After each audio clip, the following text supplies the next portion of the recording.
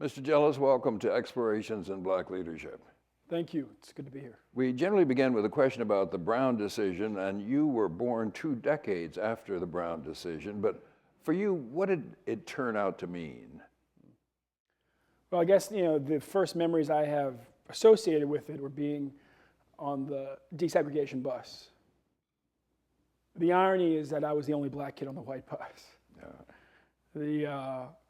In sort of the struggle that families have trying to make sure that their kid can go to a good school where they can pursue their dreams. My dream was to learn about computers. It was early in the 1980s. I was headed into the 4th grade. And the only school that had computers was the black school 2 towns over. And so my parents were like, well, there's just no way. They're only putting white kids on the bus to go to that school from our town. Well, my father's white, my mom's black. So my father said, don't worry about it, I'll just sign the boy up. I showed up at the bus, curly hair, and bus drivers kind of looked at me and said, just get on the bus, just get on the bus. At a deeper level, as a parent now, Brown is a constant source of frustration. What Brown signaled to my mom when she desegregated her high school in 1954 in Baltimore was the end of separate, discriminatory, oppressive education regimes in this country. And the reality is that in these days, we have greater segregation in many areas than we did before Brown. We certainly have the greatest level of segregation that we've seen in pretty much all areas since Brown. And you have children who grow up with just as little hope of really being able to achieve their dreams as the children we saw in Kenneth Clark's Black Doll studies. Brown should be a great sore on the American conscience. It should be something that the entire country is eager to fulfill the mission of. And I think our role at the NAACP is really to make sure that the country doesn't forget its obligation to ensure that all kids have access to a quality education until that's actually achieved. I've got some research here that says that you are quoted in Columbia College Today suggesting that while Brown led to the desegregation of many areas of public life, schools have been the exception. What about the other areas of life? Did it have an impact there? Certainly. I mean, just the fact that we can hop on a plane and not think about the fact that we used to be forbidden from many airports or relegated to different flights. We can get on a train and not be stuck in the Negro car. We can drive cross lines. We can work for any corporation we want to. Obviously, employment discrimination is still a reality. But when you look at just the way that life has normalized and so many barriers have been removed, much of that, if not all of it, goes back to Brown. Brown is a great success, but if the target of Brown, if the intention was to make sure that all children have access to a quality education and can go to any school they want to, we're a long way away from that. So a success and a failure. Yes. Yeah. Who are the people who've been most significant in helping you become who you are? Yeah. Beginning with your parents, but I want to ask about others too. Sure. I mean, my grandmother tells great stories, and she tells them over and over and over and over again, and they burn into your mind. And what that means is that you recall them sort of spontaneously. And her stories, being the granddaughter of a man who, in this state, was born a slave and didn't walk out of slavery till literally the end of the Battle of Appomattox. We actually have a newspaper, when his wife turned 90, did a story on her down in Petersburg, and she talked about Senator Ed Bland. He was born a slave in Petersburg or nearby, and died as state senator here in Virginia, co-founded Virginia State. And my grandmother would tell stories about his life that she had gotten from him and from her grandmother. She would tell stories about her own experience challenging the white superintendent when she was a teacher to get a chalkboard that would actually retain the chalk so she could teach her kids. She would tell stories about going down to the jail in Baltimore, where my father was one of the few white guys locked up for trying to desegregate the lunch counters and passing to pretend to be his mother, And these stories, and she would talk about the experience of walking down the street with my grandfather, with the police officer assuming that she was white, knowing he was black, and saying, "Ma'am, is this boy bothering you?" And her finally feeling comfortable enough to just sass back to the police officer, "Yes, but he's my husband." Tremendous impact on me, and just sort of the dignity of being defiant. You know, seeing somebody who was absolutely the most dignified person I knew and had been defiant her entire life. And I knowing that my family had prospered. I've also been really fortunate to have a lot of great teachers. One of the things my grandparents did, one of the biggest favors they did me, my parents did the same, was to take me to dinner parties with them. You know, let me hang out in my grandfather's bar downstairs. While people passed through and talked about the issues of the day, and to engage me in those conversations. There was a judge in Baltimore named Bob Watts. He was one of the early black judges in Baltimore. And he would come into my grandfather's bar, and predictably the first question he would ask me every summer was, "Boy, what do you want to argue about?" And at the age of 5, having a 6-foot black judge, you know, lean down, get in your face and say, "What do you want to argue about?" Pretty much scares the bejesus out of you. But by the time I was 7, I was ready for him. And that sort of comfort I got in an early age with talking to people who were much older than me about my ideas, challenging their ideas, having conversation, is really what prepared me to lead at a young age. Because what you do when you become an organizer is just engage people in conversation and debate ideas with them. And they're often older or different, or, you know, and so pulling me out of that comfort zone. I think the other thing it did, and I had a conversation recently that sort of struck me. A man said to me, he said, how many black male mentors have you had? It's another black guy talking to me. I said, about 20. He said, "Wow." I said, "How many have you had?" He said, "None." And you know, part of that, I'm sure, in his mind, it was sort of an indictment of how we as black men treat younger men. I think in his mind, seeing somebody perhaps as competition and not. But I couldn't help but think that it was somebody had done a disservice to him when he was young, and not teaching him how to learn from other people, how to engage them in conversation, and how to help, you know, and how to get other people, frankly, to help you sort through the decisions that you have to make about the path that we all have to ultimately take by ourselves, you know, through life. So I've been very blessed, whether it was Charles Tisdale in Jackson, Mississippi, the publisher at the Jackson Advocate, whether it was Charles Hamilton, who taught me poli-sci at Columbia and co-authored Black Power with Stokely Carmichael, whether it's Dr. Walters, who's here with us today. When I was 20 and been kicked out of college, I went and just found him with some other students, where he was at Howard University teaching poli-sci, and he sat us down and explained to us what our responsibilities were to lead, and to not wait till we were old and gray before we decided that we could lead, but what we needed to do right then. You know, I've just been very fortunate in that respect. You began talking about teachers in the lower grades. What experiences did you have with mentors or figures who pushed you and pulled you in a particular direction then? You know, quite frankly, I had some good teachers, a good science teacher here, you know, a math teacher there who encouraged me.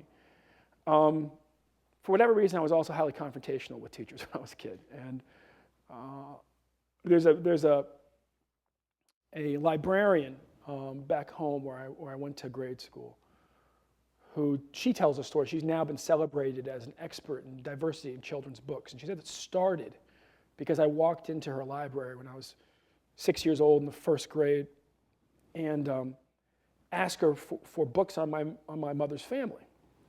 She kind of looked at me like, you know, this child must be crazy if he thinks we have books on everybody's family in this library. And so I went over and I said, "Well, you have books on my father's family. My father's family's been in New England since the 1600s, and indeed, some of them were actually captured in Willard's painting of the Spirit of 76, the little drummer boys, one of my father's cousins way back." And so she said, "Oh," and she goes off, she yells, "My mom's black." She said, "Well, we have a book on George Washington Carver, and we have a book on Harriet Tubman." And I said, look, I don't want the peanut guy or the railroad lady. I want to know something else. And she realized in the end that all I was asking for was just a book on some other black person besides Harriet Tubman and George Washington Carver. And so she made sure that there were plenty of books. And I guess that was my first protest. And it was successful. Yeah. And what about Henry Littlefield, who influenced you to go to Columbia? Yeah, Doc was great. Doc really taught us.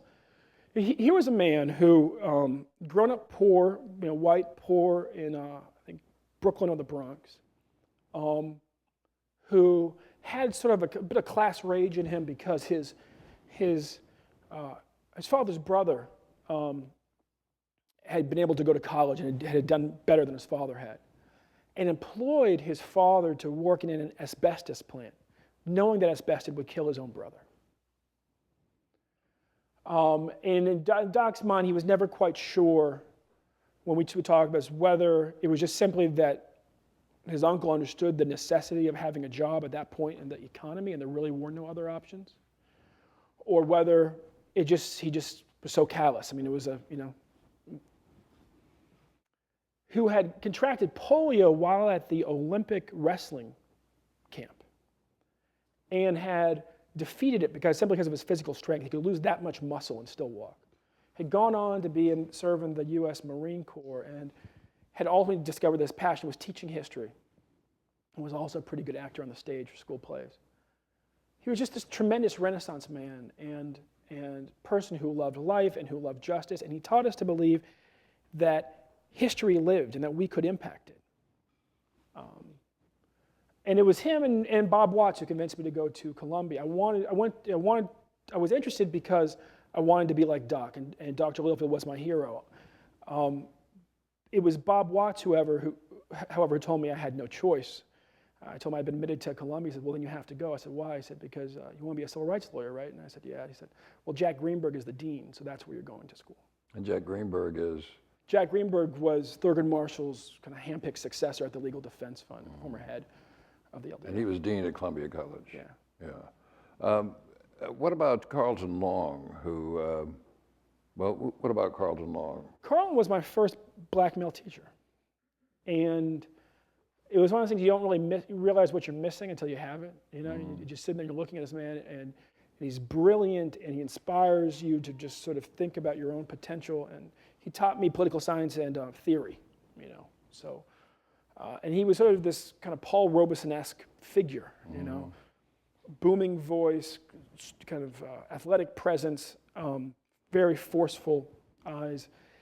And so when he talked about philosophy that was 3,000 years old, the whole classroom paid attention.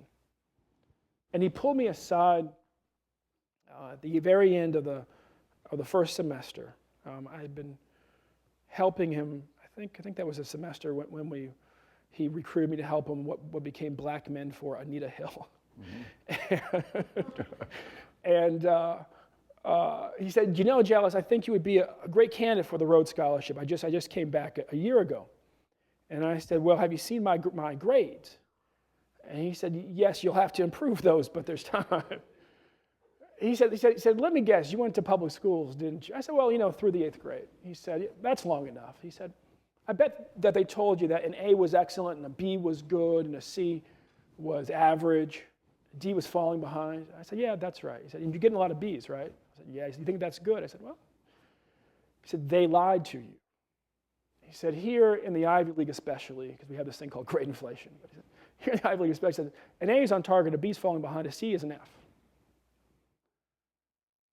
It radically sort of altered the way that I thought about my own academic achievement and my own potential. And it would be some time before I could really put it into place. I ended up getting involved in a lot of student protests at college and community service and athletics and things that sort of kept me out of the classroom. But when I came back from having been kicked out and working in Mississippi, my friends were gone, and I really thought about what I wanted to achieve in my last 2 years of college.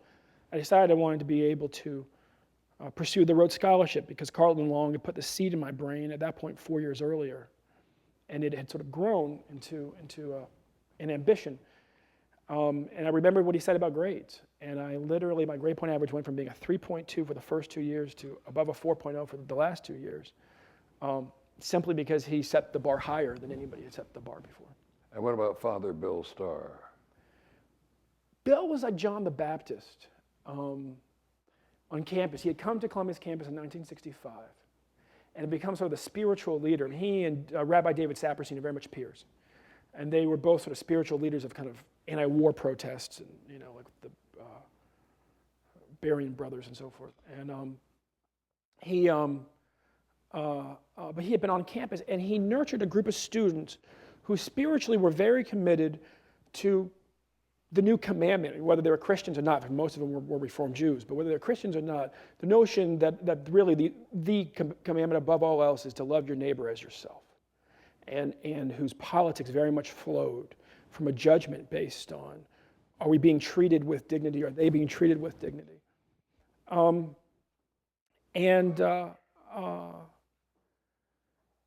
so Bill, and as somebody who also became a student protest leader, who was often at odds with the administration, who was dealing with stresses at home, his grandparents had to wrap their mind around the fact that their child's about to be, one of the first students suspended from Columbia in over, 20 years. He was somebody who really encouraged me to develop, I guess, a spiritual base to sustain myself. And it was when I found myself in Mississippi working as a journalist, getting death threats, we came back to prayers and scriptures that we discussed with Bill, as he kind of allowed us to see the Bible as just a place of refuge for people who were committed to social change. Do you remember specific events, either historical or personal, that were critical to your understanding of American society? That's to say, even events from the Civil Rights Movement, or events in your neighborhood, or events in your family, things that made you think differently or think more critically about American society and the role you might play in it?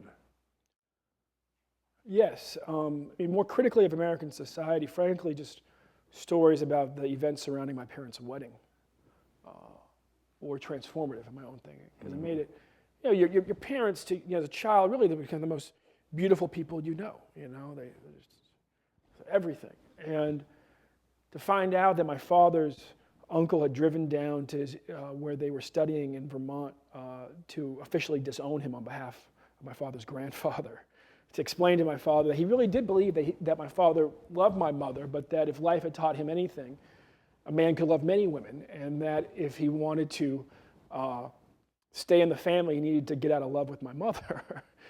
To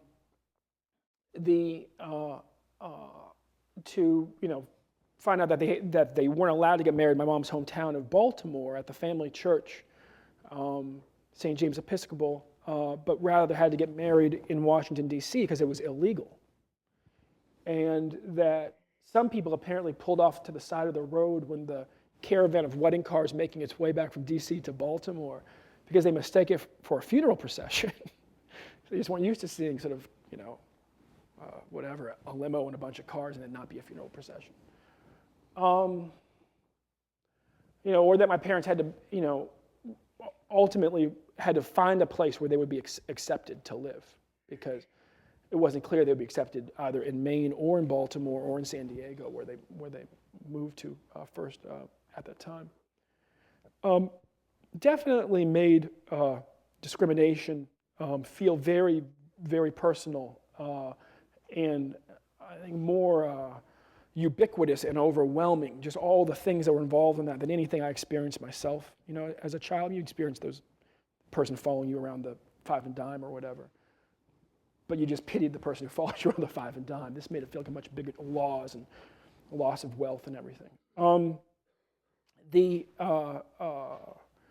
My parents also took me to protests, and they talked to me about protests they were involved in the 1960s. I can remember my mom talking about the experience of making her way down to tent cities in Tennessee, where black farmers had been pushed off of land and sort of made homeless and had to erect tent cities on the farms of blacks who actually owned land, because they had demanded the right to vote, and what it meant to have to, hide to evade the Klan to get down there and to get back, bringing them supplies. Finally,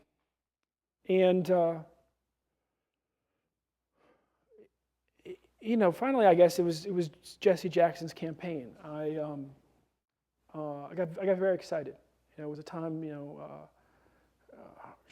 between Jesse Jackson and Doug Wilder becoming governor of Virginia, the state that my family's from, that just sort of captured my imagination about what might be possible for my generation and what our cause was. And the experience of being 14 years old and putting together a team of folks who registered thousands of people to vote and helped convince a county to support, that was predominantly not black, white, Latino, so forth, to embrace Jesse Jackson, took him from 7th in the polls to 2nd in that county. I guess that was the first thing that gave me a sense of my own potential, if you will, for leadership. Very quickly, in any of your school experiences leading up through Columbia, were you active in student politics, student government? Have any of those kind of leadership positions? Yes, certainly. At Columbia, I ran for student council. So the first real protest that I led, I had actually put on, like every student council person, I'd put on my best Oxford, my best pair of pants, and walked over with a delegation of students to convince the University Senate they should not abolish full need financial aid nor need blind admissions. We found ourselves locked out, and we ended up taking 50 students and turning it into 800, pulling students out of classrooms and climbing through a second-story window. But prior to that, it had all been Key Club and Junior Statesman and Model UN and all the things that kids who sort of yearn to be in the establishment do to prepare themselves. What about non-school activities like Boy Scouts and Cub Scouts? I was in the Boy Scouts for a very short period of time. I had a scoutmaster in California who was from Alabama, and I was the only black kid in the Boy Scouts group, and it felt like that was an issue. But I also, frankly, had a father who was from Maine and who took me on adventures in the outdoors and rock climbing, bouldering and hiking trips, and that were way more exciting than anything that local Boy Scout chapter was doing. It's surprising to me to have sat here and heard so many people sit where you sit and say that the Boy Scouts were a tremendous influence on their lives. Boy Scouts are huge. I mean, I look at my father-in-law, for instance. His father. There's three things that are said about his father. One is that he desegregated the town of Denora, Pennsylvania's restaurants by himself with a pistol. As the head of the Negro Social and Political Club. The other is he was a steel worker with a 6th grade education. And the third was that he was scoutmaster to a whole group of Boy Scouts who went on to get PhDs, to become judges, like my father-in-law who was a dean at the University of Pittsburgh for 30 years, really sort of be pioneers in their fields.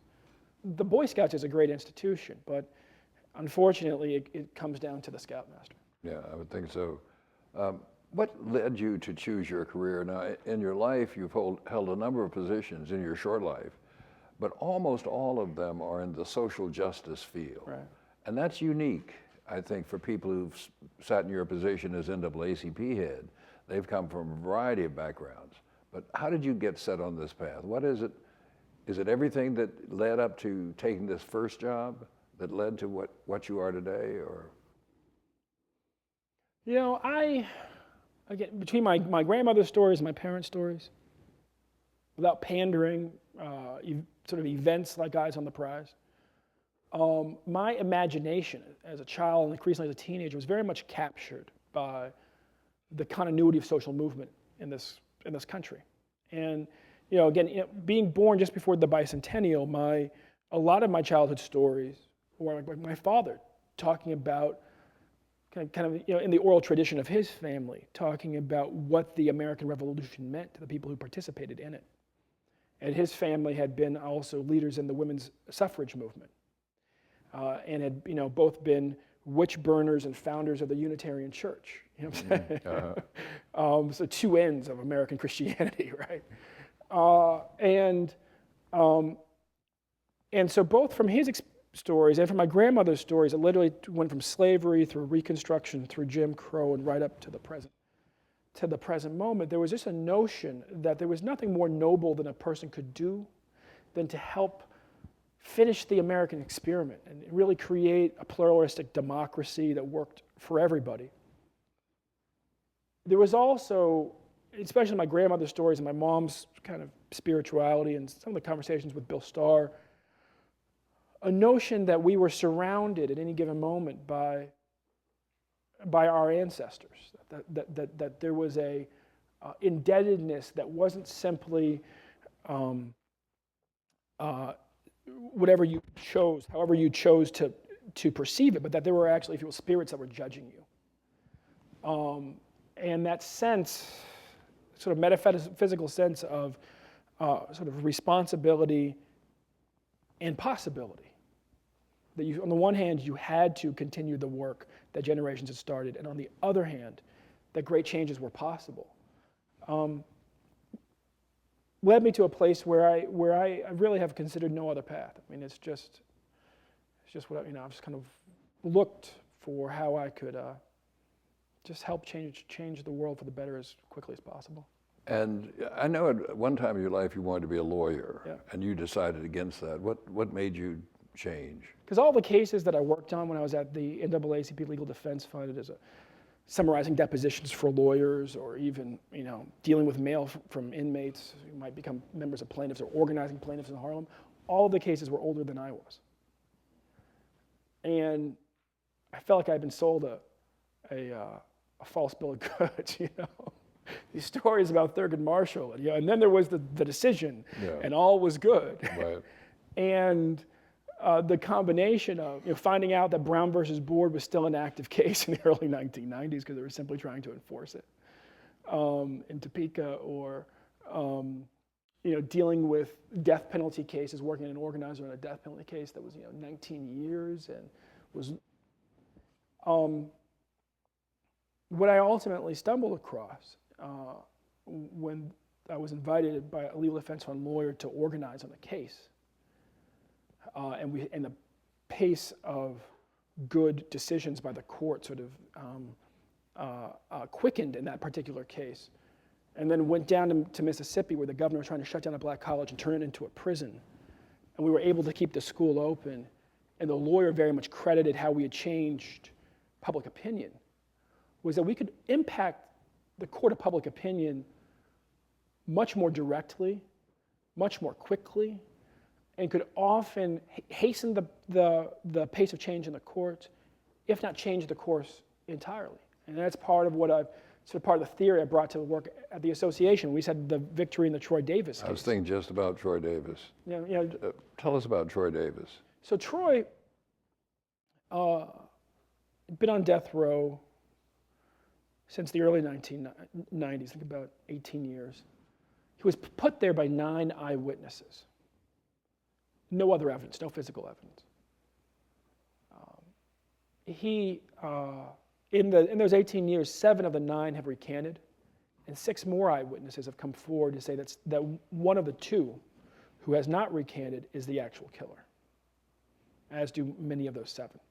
So you now actually have more people saying that one of the 2 people who put Troy Davis on death row is the actual killer than you had people saying that Troy was the actual killer. And again, 7 out of 9 of those have recanted.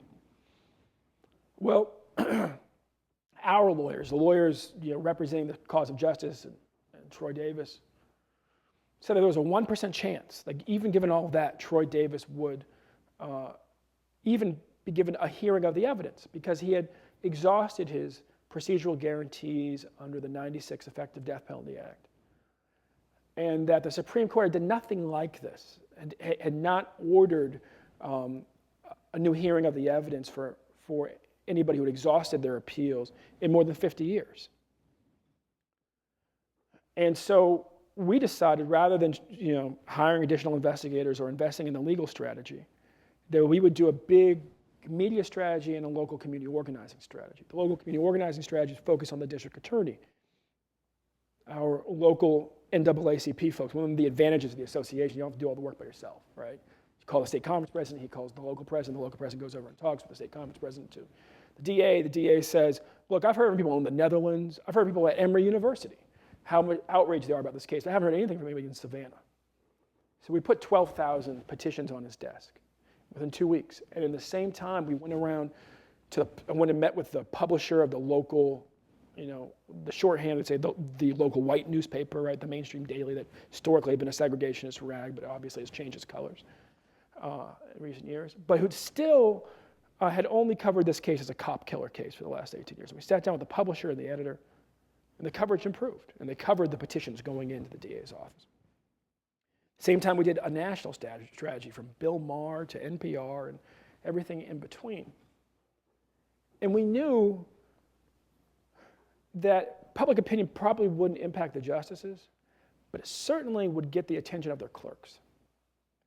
And that with the fax machine there at the Supreme Court with all these habeas appeals coming in, and they typically just kind of go into the trash can, that if we could get, if you will, to sort of capture the imagination of people in their 20s in this country who cared about social justice, people like Supreme Court clerks, that maybe one of them just grab it from the fax machine and walk it over to the boss and have a conversation.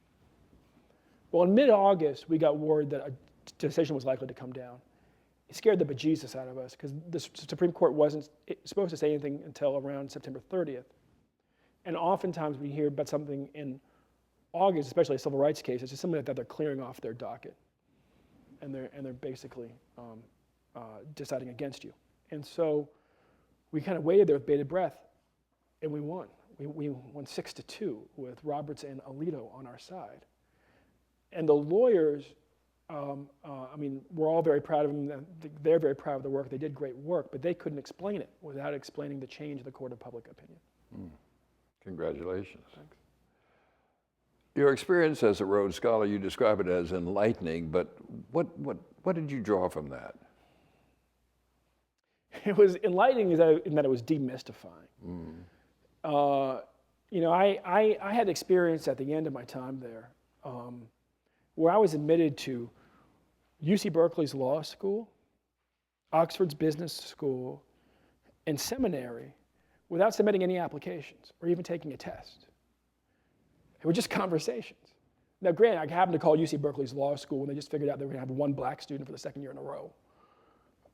But literally, the conversation went, hi, is this the Dean of Admissions? He said, yes, sir. I said, my name is Ben Jealous. He said, I know who you are. One of the professors called about you. I said, yes. I said, well, anyways, I've missed the deadline for the global LSAT. I thought it was the same as the domestic one. I was looking at the wrong website.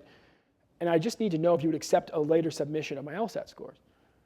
He said, hold on for a second. He said, you're admitted. I said, pardon me? He said, I said, what about the application? He said, by all means, fill it out before June, please, if you will.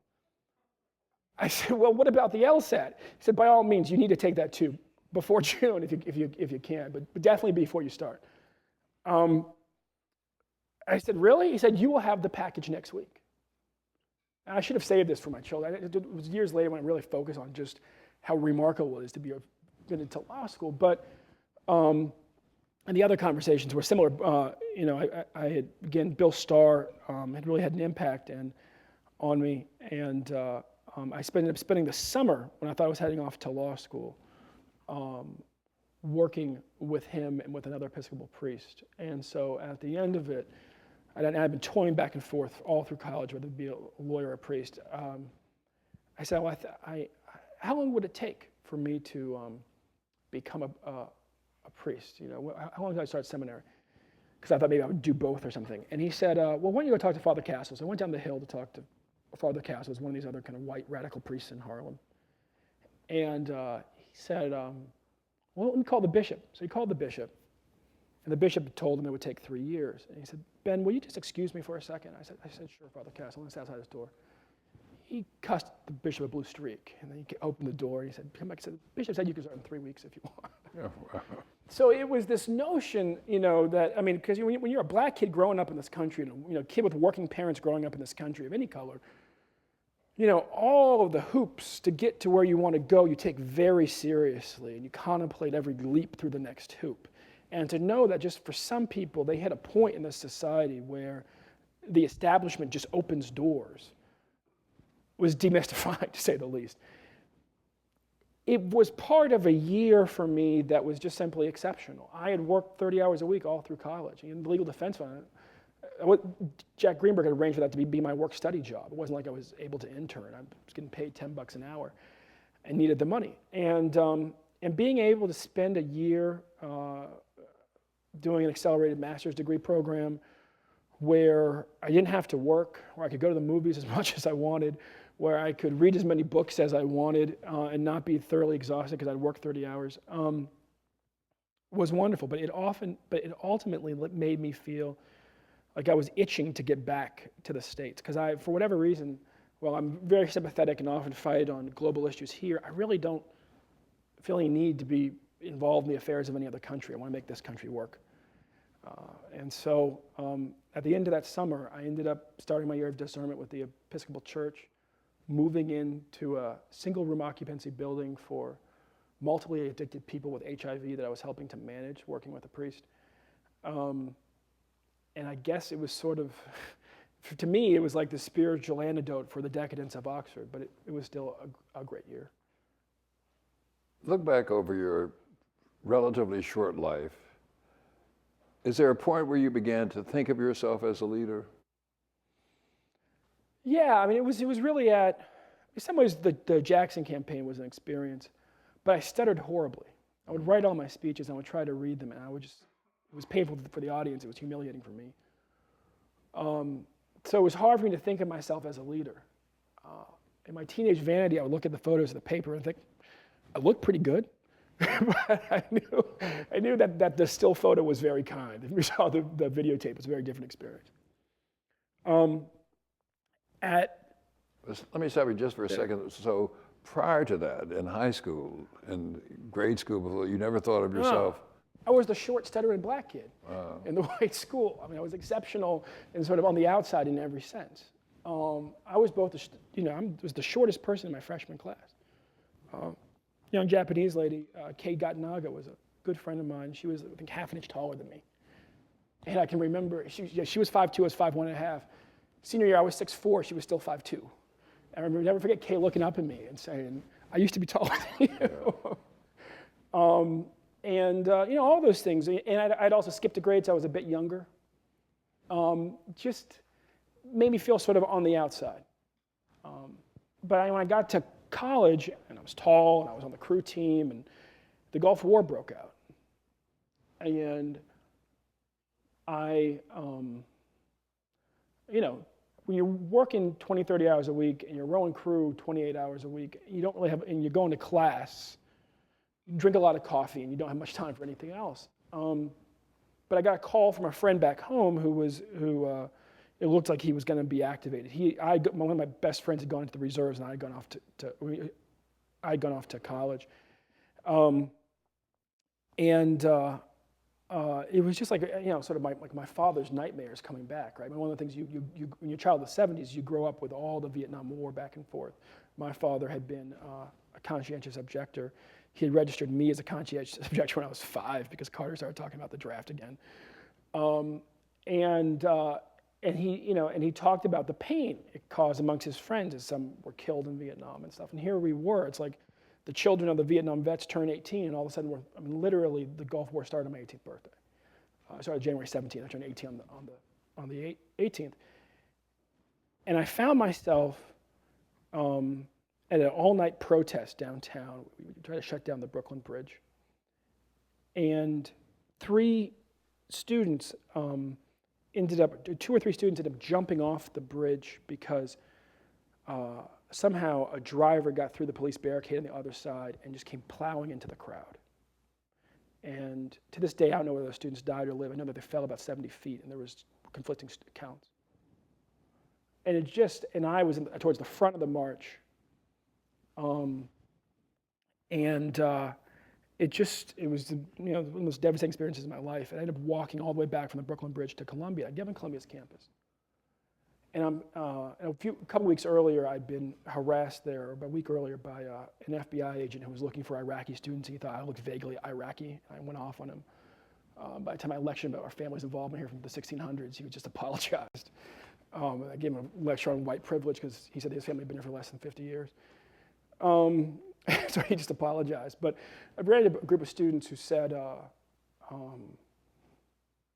they were going downtown to do a sit-in in front of the FBI building to protest the racial profiling of students on campus. And I said, great. And I ended up spending my 18th birthday in jail. But coming back to campus as sort of one of these heroes, right, who'd been to jail in the protests over the Gulf War, and kind of being thrown up there to give speeches and having no time to write them because I'm working and I'm going to, and I figured out I could give an extemporaneous speech. And it was the first time in my life that I felt like, well, perhaps I can lead people and convince them of something. First time. Now, remember, you're 14 and you run this voter registration campaign. I mean, to me, that's exercising some kind of leadership. Yes, it was. And it was successful, and it gave me a sense of my own potential. But I guess in my eyes, leaders were ultimately people who could talk in front of folks, large numbers of people, and be understood and convince them. And stuttering horribly, made me feel like, if you will, I could be a good sergeant, but I couldn't be the lieutenant, you know. But sergeants are leaders too. Sergeants are leaders too. Right. Sergeants are leaders too. What do you see as the difference between vision, philosophy, and style? Can you tell me how these three interact for you? Vision, philosophy, and style.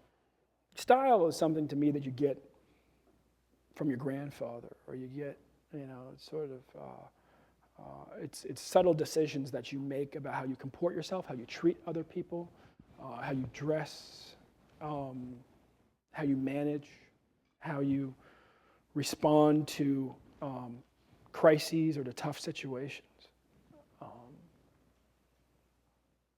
Philosophy is much more intentional.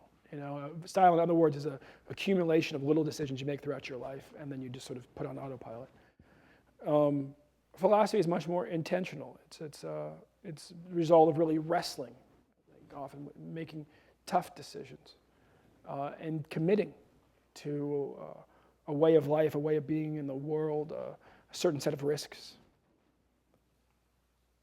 Vision, in my experience, is what you feel compelled to do. It's in that sort of context of your philosophy and your style, which are, I think, ultimately quite deliberate, even if they're small decisions over time. These are decisions you make, philosophy, things you choose.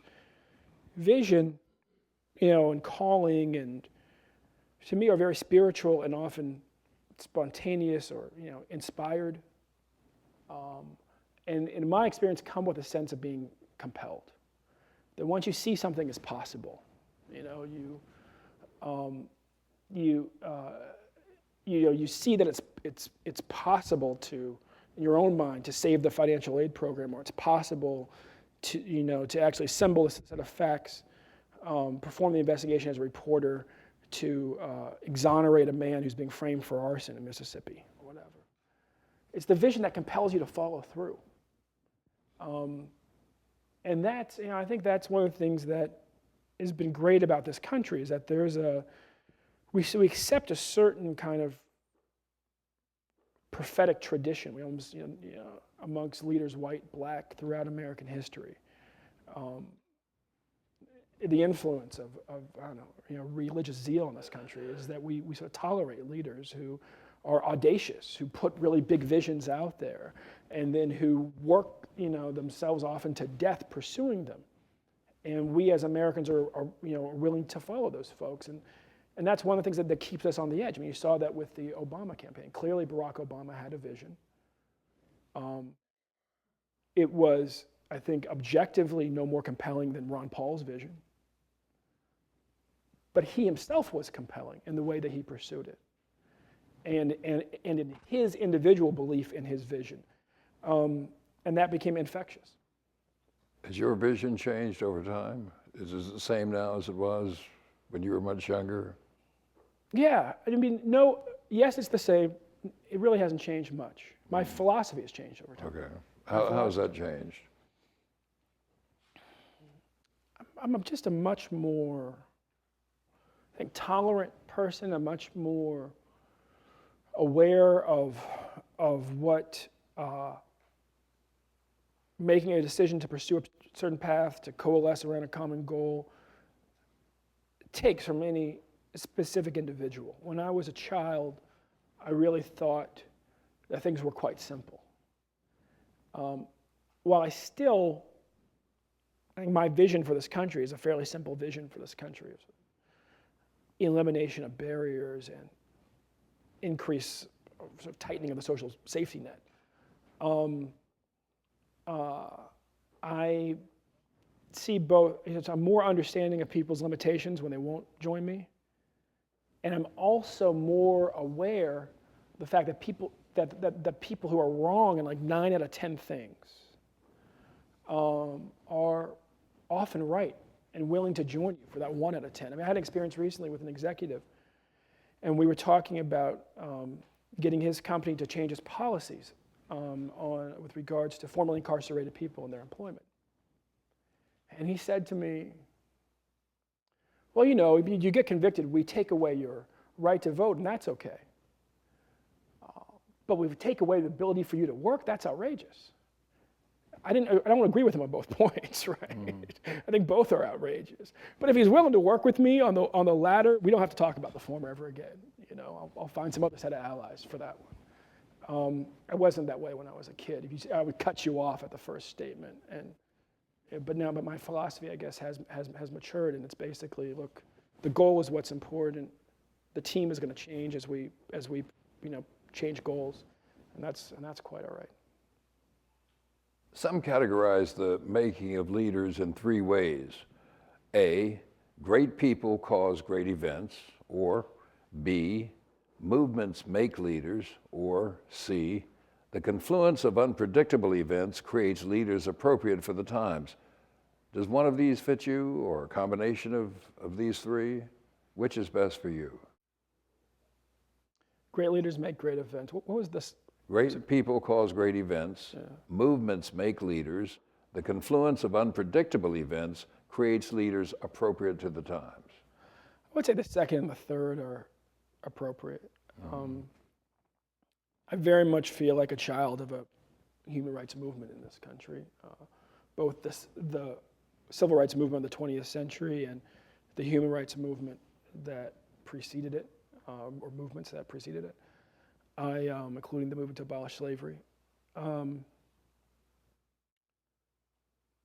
guess that's the nurture in it. The nature, the reality is like kind of who your parents are and how they meet, and who your teachers are, and who you bump into, at some point in your life, are all feel, they're either completely random or preordained, but whatever, you couldn't. So that speaks to me too, sort of confluence and coincidence. Okay. Do you see your legitimacy as a leader grounded in your ability to persuade people to follow your vision, or in your ability to articulate the agenda of a movement? Both. Both? You have to be able to. One more than the other? I think you have to do the latter to achieve the former. People have to trust that if we make a decision collectively, that the CEO or the president or the leader or the chairman is going to respect that and be able to articulate that and defend that.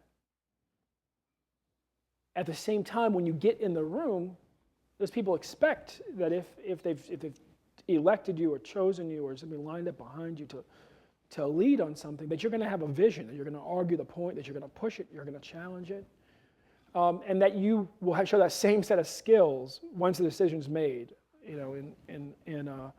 in pursuing the agreed upon agenda. I think it's both. I think that if you're too much, if you're not a company man at all, people find it hard to trust you and to stick with you for very long. But if you're only a company man, it's kind of hard to inspire folks. Let me ask a couple of questions about race consciousness. How does race consciousness affect your work? Are you a leader who advances issues of race or society or both? Is there a distinction between these? And is there such a thing as a race transcending leader? Yes, and I think we've had race we certainly have had leaders who transformed racism throughout our career, throughout our history, throughout the centuries in this country. Ed Brooks was just honored in Congress the other day. And he was elected, Senate, I think, or at least elected to office first in the 1960s in Boston. And people said it was just simply impossible. And he transcended racism. And to me, it's really racism that defines race. I mean, race isn't a scientific, there's no scientific basis. There's just a cultural basis, and the cultural basis is bias. Mm.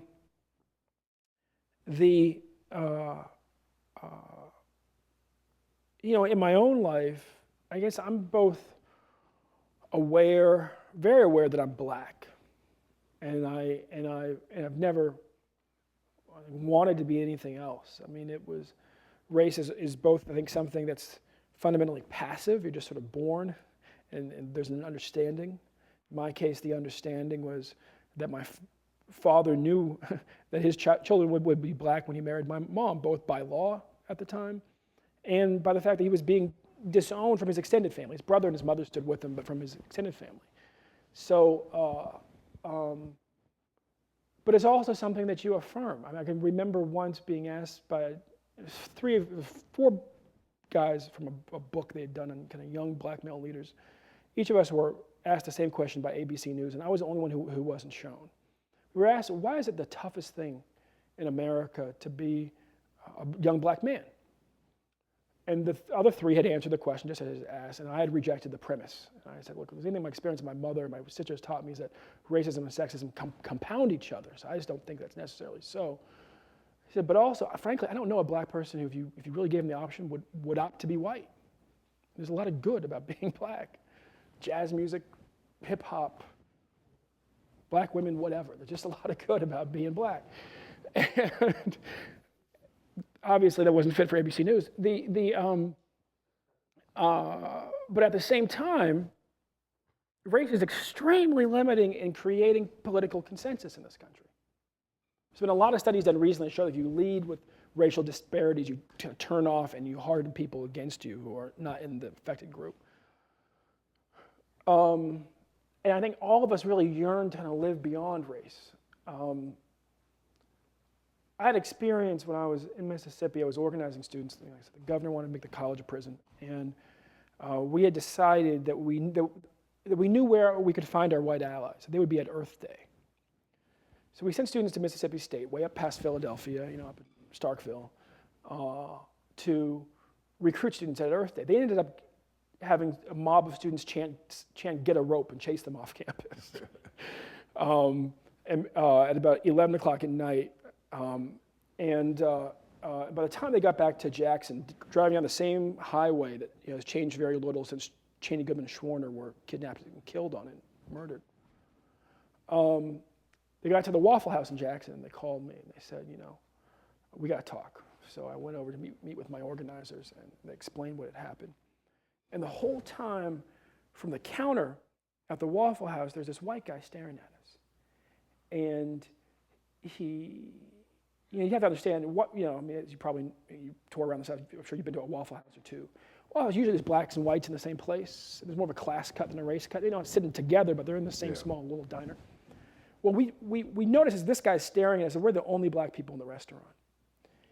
And he's wearing a loose-fitting shirt, and that's significant because Mississippi's a right-to-carry state, and you can carry a concealed firearm if you don't have a felony with $100. He keeps staring at us. We were also aware that we had the Klan had put out death threats against us because Byron Dale Beckwith had just been put in jail, and we had announced we were having a mass march on the Capitol, and so they said that they would take out one of us because Byron was in jail. And so he comes over, and this guy, he looked like a used car dealer, but he looked angry. He kept staring at us. He had gold fingers, he had gold rings on every finger. He was wearing a shirt my grandfather would refer to as a Cuban tuxedo. I don't know if that's right, but it's a white shirt with a little bit of ruffles, Gabiera. Yes, a Gabiera. And he comes over to us and he says, all the boys I've been seeing on television. He leans right in our face. They're the only black guys in here. He might be packing a gun. I said, yes, sir. He said, excuse me for a second. He puts down Waffle House these monstrous to-go bags, these grocery bags, turns around, put him down the table. He spins around. Two of the guys sense that he's about to pull out a gun, and they start to jump. I put my hands up like this. And he says, well, I just want to shake your hand. Because if I'd been born a nigger, I'd be mad as hell too. This guy's called me boy and nigger twice. I'm saying. None of us. One's from St. Louis, one's from Chicago, one's from New Orleans, I'm from California. None of us guys around the table are accustomed to be called nigger or boy by some white guy. He said, you all stopped fighting back about 25 years ago. This is 1993, he's talking about 68. He said, I have no idea why. I'm so proud of you. I own the used car lot right down Highway 49. If I can do anything for you, you need money, come see me. I sent the same two fellas who'd been at Mississippi State, thought that they could find their allies and ran into a lynch mob, or at least some kids masquerading as one, right out to his used car dealership the next day to get a check. For all of us, it was a lesson. I mean, it was God's affirmation that we had allies that we couldn't perceive easily, that they were there, that we weren't crazy thinking that white people might take up this cause with us, but also reminding us not to be so foolish as to think that we could always predict who they were. And they got the check, and we needed the check at that moment. You know the great story about the Obama canvassers who are knocking on doors with instructions to engage the homeowner in a little conversation, and then say, who are you going to vote for? Knock on the door, a woman comes to the door, they chit-chat for a minute, and they say, may we ask you who you're going to vote for? She says, I got to ask my husband. So they're a little surprised, and she says, Joe, who are we going to vote for? And Joe shouts from the back of the house, we're going to vote for the nigger. And they say, thank you so much. And you gotta take your allies where you can find them. That's exactly right. Now, do you have a different leadership style when you deal with groups that are all black, mixed race, or all white? Are you different? I'm different. I think I'm aware.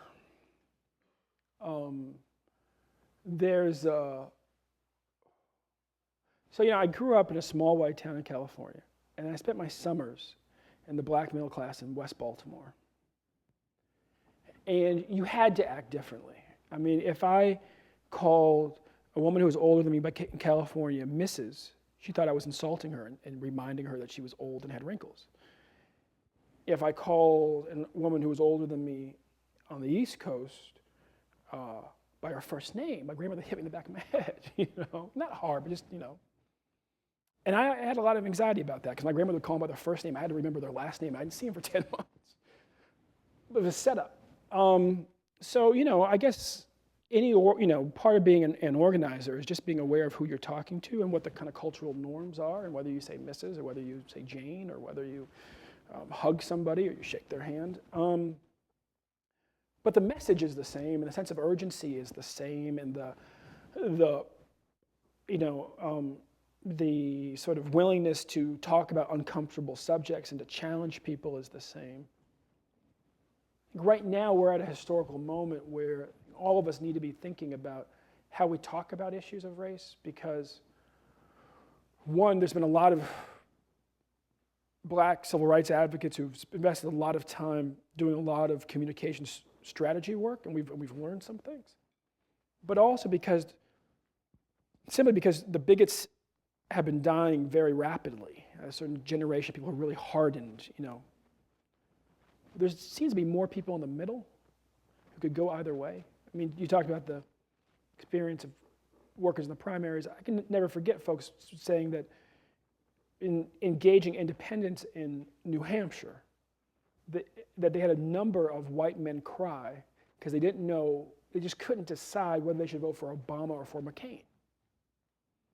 Now, obviously, there is a political spectrum that goes far beyond both those men, but they're fairly radically different political choices. There's a lot of people like that in this country, and so while I don't change much other than greetings and so forth and decorum, how I talk to different groups, I am trying to figure out how to change how I talk to all groups, because I do think that winning our goal in the NAACP, our final goal, which is to really make manifest Lincoln's dream of one nation for everybody, might require that we all change how we talk to everybody. In challenging the civil rights establishment, the authors quote William Allen, who writes, "There's a danger in continually thinking in terms of race or gender. Until we learn once again to use the language of American freedom in an appropriate way that embraces us all, we're going to continue to harm this country." Do you think there's a danger of divisiveness when we focus on the concept of black leadership? Not really. I mean, I think when we tend to do it, we tend to do it in a sense that's academic, often that's historical, or we do it in a moment of crisis, when the crisis is really, like police shooting. And there's just sort of a notion of kind of cultural obligation that certain people show up. And I think that's all fine. I mean, it's no different than many other ethnic groups. There's a lot of talk right now about all the Catholics on the Supreme Court, for instance. A number of them attended, I think, Mass together recently. What is dangerous is when we talk as if we're only leading black people. We in the NAACP is not a black organization. It's a very black organization, but it's not a black organization. It's a human rights organization. It's a civil rights organization. Our mission is race neutral, but very partisan on ending racism. And I think that's the opportunity of the moment. And really, it's always been there. And really, in some ways, what it's necessitated by has been the utter secularization of progressive language. I read an article in The Nation by a Jewish guy in the mid-'90s who was outraged and just finally needed to let progressive Christians know what he thought about them. That we had abandoned the metaphors and the mandates of the Bible in our conversation, in our speeches, ever since King had died. In his mind, that's when it stopped. I don't know when it stopped, but I know in my entire life it hasn't been very present. There's been a very sort of conscious sort of secularism. And he said simply, look, this is the most powerful vocabulary that we have in this country. This is how Southern county judges with sort of what might be called socialist leanings were able to, be extremely powerful political figures because they would refer to the lexicon of the Bible and the mandates of the Bible. And they were seen as, therefore, great Christian men and not political, scalawags. And he said, most importantly, I think, to the secular argument, that I was never offended when Dr. King spoke from the perspective of being a Christian. If anything, he affirmed my perspective as a person of faith. It was always understood that my faith was different than his, in some ways connected. But that what he was talking about were the sort of the universal truths contained in the great religious works inside and outside the Abrahamic tradition. I think that's, if we do anything, we have to give ourselves permission to remind people that Jesus only gave his followers one commandment. It was to love your neighbor as yourself. And everything else is conjecture. What Paul said, or Corinthians, whatever, is conjecture. And to challenge people to make that manifest. Yes, what will Jesus do? You'll really only have one thing to refer to, which is, and he talks about it, I think, in Matthew, when he talks about the story of the Good Samaritan, right? He just goes back to, are you treating your neighbor as yourself? If you're not, then probably what you're about to do is wrong. If we could get back to that place as progressives in this country, I think we could do a lot to advance a whole bunch of causes that are commonly referred to as wedge issues. Do you feel black leaders have an obligation to help other African Americans? And is there a point at which that obligation ends and one can pursue his or her own personal political ambitions?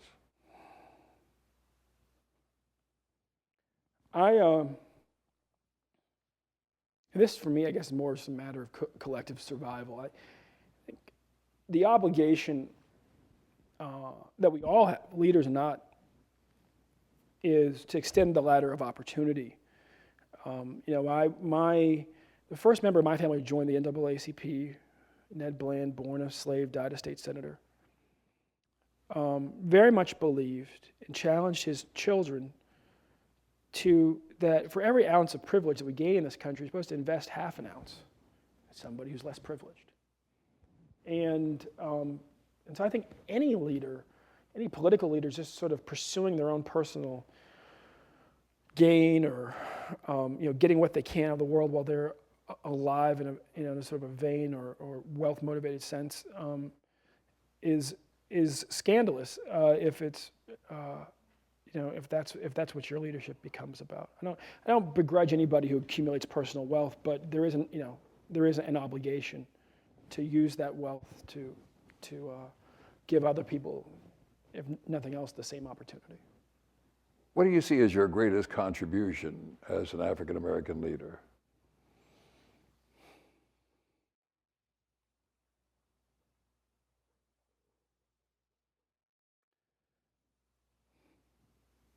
I think ultimately giving voice and winning a few victories here and there, whether it was helping to start an ultimately successful campaign to abolish the juvenile death penalty or the Troy Davis case, so individual cases and policies.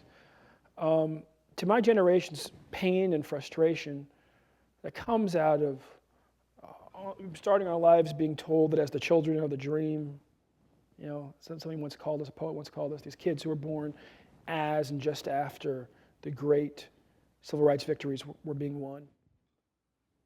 That playing field was now fair, study hard, apply yourself, you'll do well. And both finding that true for many of us, very much true for me, for instance, and yet having so many of our peers killed and sent off to prison. I mean, we came of age, right, just in time to find ourselves the most murdered generation in this country, the most incarcerated generation on the planet.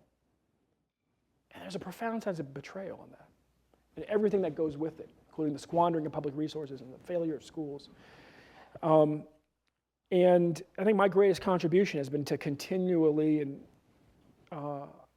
give voice to that sense of angst and frustration, and the hope for the country that's inside of it. The hope that we can get beyond this. If we can just get beyond this, then maybe we can really realize, what our parents and our grandparents set out, to truly make manifest for all of us. Cornel West writes, "The crisis of leadership is a symptom of Black distance from a vibrant tradition of resistance, from a vital community bonded by ethical ideals, and from a credible sense of political struggle." Do you think there's a crisis in Black leadership in communities today? And if there is, if you think so, what makes that so?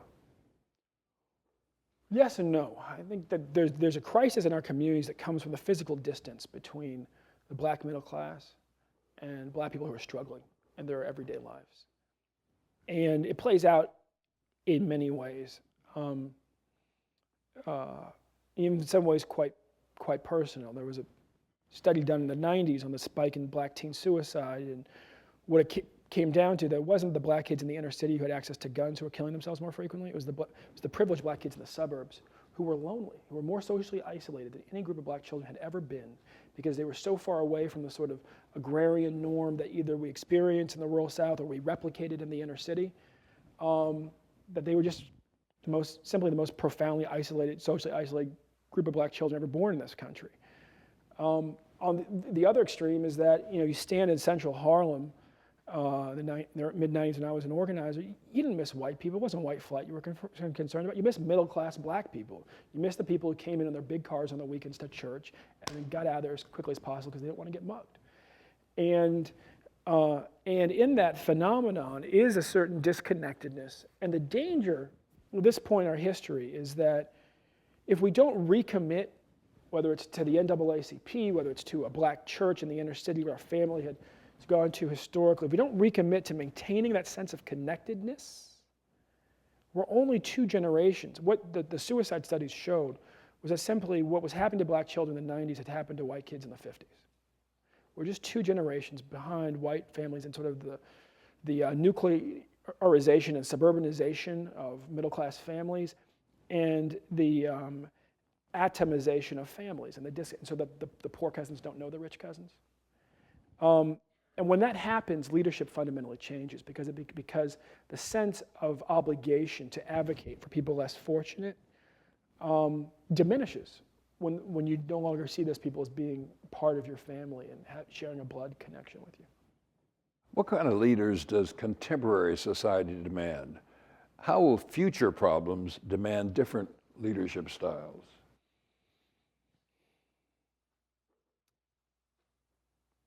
Society demands that leaders put race behind us and they, in engaging the larger public, and find ways to encourage society to do the same. We've made about as much progress as we can make in this country without moving beyond racism. Race and ethnic identity are very important. People's sense of self and being grounded and connected to a broader community. But these silly notions that one group is more criminalistic or mentally inferior or mentally superior or pristine because of the color of their skin is ridiculous. And we know scientifically it's as ridiculous as hair color or eye color.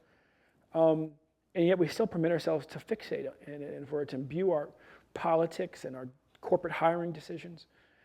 It's in this country, there's a study by a woman at Princeton, U.Va Pager, said it was harder for a black man with no criminal record to get a job than a white man with a criminal record.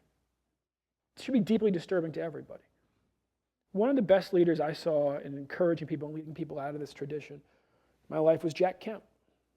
I saw Jack give, I was aware of kind of all the things he had done as a football player and an early athlete, and his comments that he's never had any problem fighting for the guys that he used to have to shower with. And just talking about the humanity between football players, how it changes politics. But I saw him stand up in South Central Los Angeles to a group of black folks and give a speech about our kids. And he was clearly talking about kids just like 2 blocks away at the local failing school.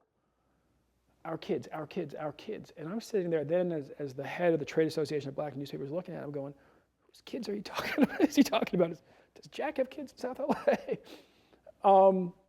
And then correcting myself and saying, oh, of course. He's talking about, we're Americans. They are all our kids.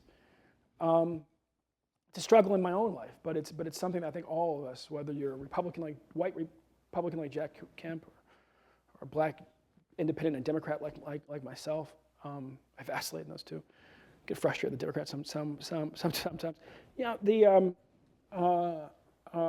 We have to challenge ourselves because race, the contours of racism in our society ultimately are things that too many of us find comfort in. As a society, how can we foster the most effective leaders for the future?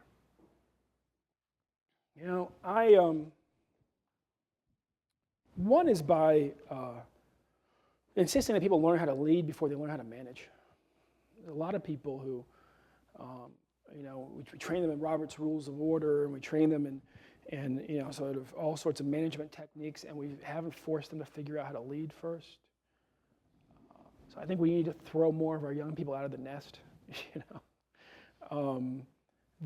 that's, when I went to go see Jesse Jackson's, when I went to the meeting, because I told my dad when I was 14, look, I want to go to this meeting that they're having about Jesse Jackson's campaign. He said, sure, I'll be happy to take you. I was planning on going myself.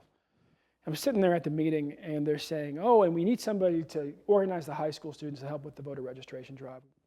And they had a vision of having students really drive that. And I was kind of looking around waiting. My dad said, Ben, you're the only high school student in the room. And I said, okay, I'll do it. And that was his way of just saying, get out and just go do it. But fundamentally, that's a decision I had to make for myself, and people need to make for themselves. So I think young people have an obligation. My pastor did a similar thing for me when I was 19, and I was in Harlem, and I was referring to myself as a student organizer. And he said, a youth organizer, he said, when are you going to stop sort of qualifying the type of organizer you are? And he took me out on the porch of the farmhouse that is our rectory at St. Mary's Church in Harlem, and he pointed to the 26th precinct right across the street, the police precinct. And he said, son, depending on the crime, when you're 14, they'll consider you to be an adult. You need to understand that you're 19 and you are an adult. You aren't a student organizer, you're a youth organizer. That might be who you're organizing today, but you're an organizer, and you have the responsibilities to behave like one, and frankly, when you talk about having a bigger vision for society and not just being fixated on campus issues. And he said, now let's get back to the meeting. I think that we've developed all these systems for training young people to be leaders, and a lot of times we're just training them to manage. And leadership takes courage, both on the part of the young person and on the part of the chaperone or the mentor or whatever, to just say, get out the nest, go do it. Ms. Jealous, thank you. Thank you.